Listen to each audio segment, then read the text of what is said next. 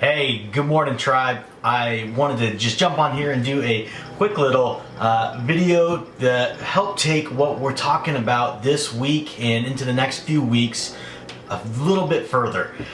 We just started a new series on Wednesday called Change, Transition, and the Unknown. And how do we navigate it is the big question. What is going on when we face change and transition, and how do we just work it out?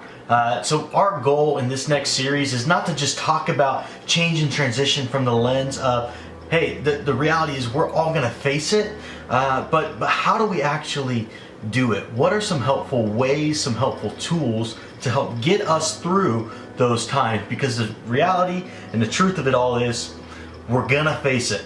We're gonna face change and transition in our life, and many of us, we're actually in the same boat together right now in this whole pandemic thing.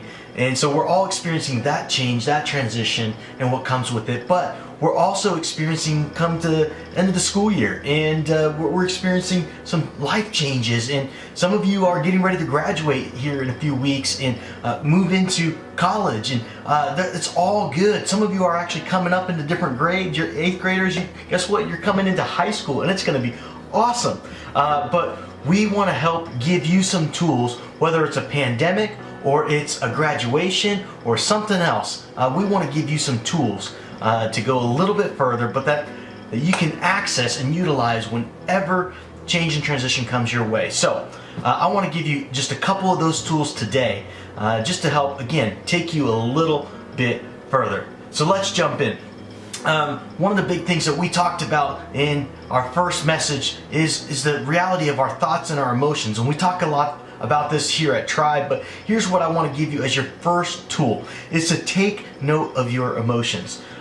Maybe you have friends or mentors, or there's a leader or a pastor, or there's somebody in your life that you can lean into, that you can press in with, and you can talk out what you're feeling. Here's the reality. We want to recognize what we're feeling in times of change and transition, especially because what we feel impacts what we think, and what we feel also impacts what we do, how we behave.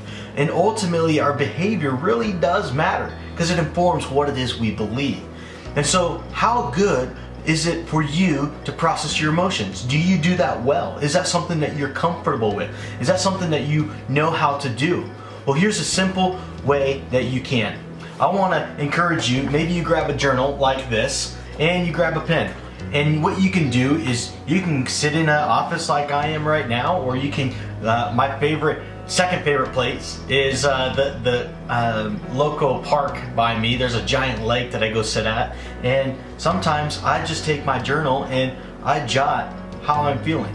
Especially in high seasons of stress, or if I'm frustrated, or I can't figure out where I'm going or what I'm doing, or I don't have the answer, sometimes I will just take this journal, or I'll take my phone and I'll pull up my notes app, and I just jot down how I'm feeling and what I'm trying to process. And then I just simply close it. And I don't have to have all the answers is the point, and neither do you. But sometimes me throwing stuff down, it gets it out of my head and it gets it out of my heart, and it gives me permission to let it be. And so I get hands off and I keep that on my shelf, and I let that be done. But then when it's time to process through it, I grab my local friend, I get on Zoom, I jump on the phone. I've got a couple great buddies who come alongside me consistently, and I just go, hey, it's time to process. And sometimes I'll access these notes, sometimes it's right there. But it's an easy way for me to take note of them, literally, but to also give me permission to surrender them. Second, maybe one of the things that you need in times of seasons that are of change and transition is simply people who love you. You need to spend some quality time with people who love you. So what would it look like this weekend?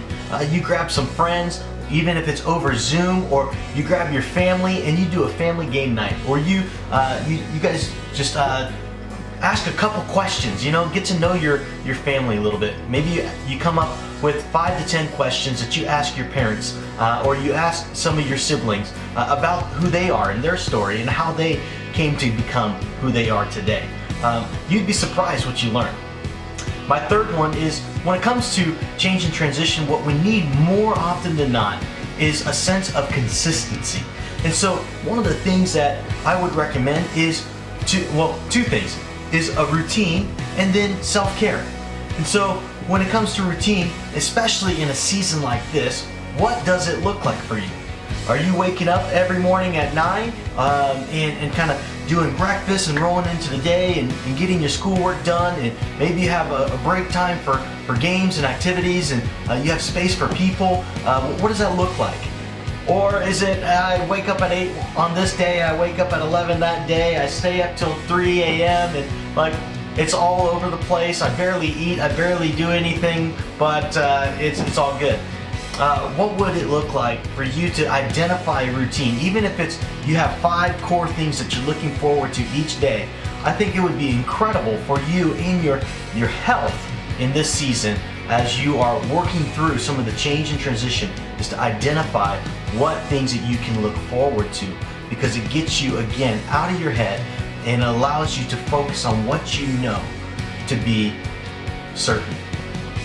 When it comes to self-care, self-care looks like a number of different ways. It looks like what you eat, it looks like what you drink, it looks like how you sleep, and it also looks like how you deal with some of your, again, emotions. These are a big deal. Sometimes we take for granted in these seasons.